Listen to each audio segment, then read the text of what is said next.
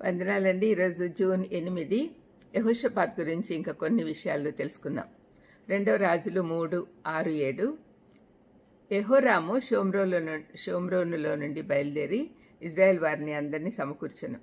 యూదా రాజు అయిన యెహోషాపాతునకు వర్తమానం పంపి, మోయాబు రాజు నా మీద తిరుగుబాటు చేసి ఉన్నాడు, నువ్వు వచ్చి నాతో కూడా మోయాబీయులతో యుద్ధం చేసేదవా అని అడుగగా, అతడు, నేను నీ వాడినై ఉన్నాను, నా జనులు నీ జనులే, నా గుర్రములు నీ గుర్రములే, నేను బయలుదేరి వచ్చేదనని ప్రత్యుత్తరం ఇచ్చెను. ఆహాబు కుమారుడైన యెహోరాము యెహోషాపాతు సాయం కోరినప్పుడు మోయాబీయులతో యుద్ధానికి వెళ్ళుటకు వెంటనే ఒప్పుకున్నాడు. 2 దినవృత్తాంతములు 19:2లో యెహూ ప్రవక్త ద్వారా హెచ్చరింపబడినా కూడా అదే తప్పు మళ్ళీ చేస్తూ ఉన్నాడు.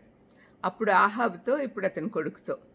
2 దినవృత్తాంతములు 23లో తన తప్పు తెలుసుకొని ప్రభు సన్నిధికి వెళ్ళి మొరపెట్టుకున్న సంగతి కూడా మర్చాడు. అప్పుడు జనులందరినీ పిలిచి ఉపవాస ప్రార్థనలు చేయించాడు కదా, అది మర్చిపోయాడు. నేర్చుకున్న పాఠం ఎంత తొందరగా మర్చిపోయాడు కదా. అంతేగాక అతని మాటలు కూడా సేమ్ ఉన్నాయి చూడండి. కొడుకుతో చెప్పిన మాటలు, నేను నీ వాడను, నా జనులు నీ జనులు అనుటలో ఆహాబ్తో చెప్పిన మాటలే. అది మనం 1 రాజులు 22:4లో చూసాం. మనం కూడా చాలాసార్లు యెహోషాపాతు వల్లే ఆలోచించకుండా, దేవుణ్ణి ప్రార్థించకుండా నిర్ణయాలు తీసుకుంటూ ఉంటాం. విశ్వాసులు ఎప్పుడైనా సరే దేవుని నడుపుదల లేకుండా ఏ పని మొదలుపెట్టినా అది అపజయం పాలవుతుంది. నిరాశతో తిరిగి దేవుని యొద్దకు రావాల్సిందే. దేవునికి ఇష్టం లేని వారితో, ఆయనను ద్వేషించే వారితో కలిసి ఎలాంటి పని మొదలుపెట్టినా దేవుని సన్నిధి అందులో ఉండదు. అందుకే యెహోషాపాతు, యెహోరాము ఇద్దరు సమస్యల్లో ఇరుక్కున్నారు. 2 రాజులు 3:9లో కనపడుతుంది. వారు వెళ్ళిన లోయలో వారికి కానీ వారి పశువులకు కానీ నీరు దొరకలేదు. దేవునికి ఇష్టం లేని పని, ఆయన ఆధీనంలో లేని ఏ పని మొదలుపెట్టినా అనుకోని ఆటంకాలు వస్తాయనే గొప్ప పాఠము ఈ సంఘటన ద్వారా మనం తెలుసుకోవచ్చు. యెహోషాపాతు దేవుని దయల్లోనే ఉన్నాడు కదా, మరి అతనికి దైవభక్తి లేని యెహోరాముకు ఇద్దరికి ఒకేలాంటి సమస్య దేవుడు ఎందుకు ఇచ్చాడు అనే ఆలోచన మీకు వచ్చి ఉండొచ్చు. దానికి కారణము యెహోషాపాతు యొక్క స్వయంకృత అపరాధం. దైవభీతి లేని వాడితో కలిసిపోయాడు. కొన్ని విధాలుగా చూస్తే ఇద్దరికీ ఒకే రకమైన శిక్షే, కానీ యెహోరాముకు అది శిక్ష అయితే అది యెహోషాపాతు విషయంలో క్రమశిక్షణ చర్య. అతను పరిశుద్ధపరచబడేదానికి ఒక మార్గం.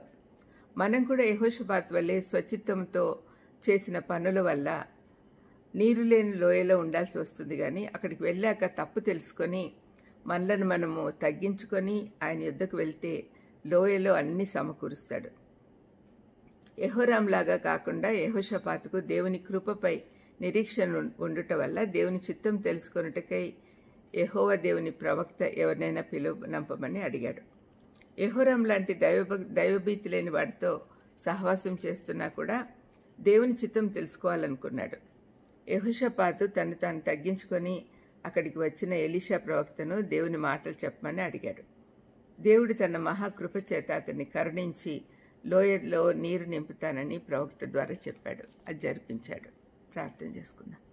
దయమైడా ఈ రాజు యెహోషాపాతు జీవితం ద్వారా అతను 2 సార్లు పడిపోయినా కూడా తిరిగి దేవుడు లేవని తీశాడు, కరుణించాడు అనే సంగతి మాకు అర్థమైంది. నాయన తండ్రి, దయచేసి మీ అందు భయభక్తులు కలిగి ఉండి తండ్రి, ఒకవేళ పడిపోయినా వెంటనే మీ సన్నిధికి వచ్చేదానికి ఏర్పాటు చేయమని యేసుక్రీస్తు నామమున వేడుకొంచున్నాను తండ్రి. ఆమేన్. God bless you.